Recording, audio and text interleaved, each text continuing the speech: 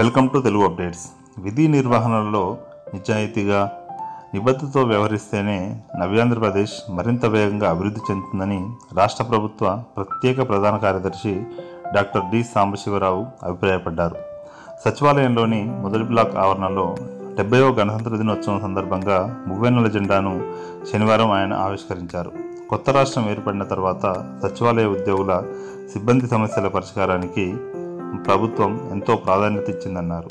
HRA ఇవ్వడంతో పాటు ఉద్యోగుల సౌకర్యార్థం నిమిత్తం వారంలో 5 రోజుల పనిదినాలను కల్పించిందన్నారు.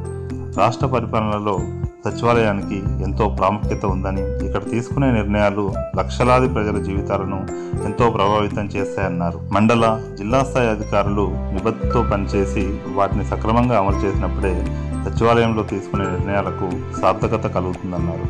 స్వచ్ఛ భారత్, స్వచ్ఛాంధ్రప్రదేశ్ కోసం అవుట్సోర్సింగ్ సిబ్బంది చేసిన కృషి అభినందనీయమని, పరిసరాలు పరిశుభ్రతతోనే పరిపూర్ణ ఆరోగ్యం లభిస్తుందన్నారు. చేసే పనిలో పరిశుభ్రతతో పాటు నిజాయితీ, నిబద్ధత ఉంటే నవ్యాంధ్రప్రదేశ్ మరింత వేగంగా అభివృద్ధి చెందుతుందని రాష్ట్ర ప్రభుత్వ ప్రత్యేక ప్రధాన కార్యదర్శి డాక్టర్ డి సాంబశివరావు అన్నారు. సచివాలయ ఉద్యోగులకు, అవుట్సోర్సింగ్ సిబ్బందికి, ప్రజలకు ఆయన గణతంత్ర దినోత్సవ శుభాకాంక్షలు తెలిపారు.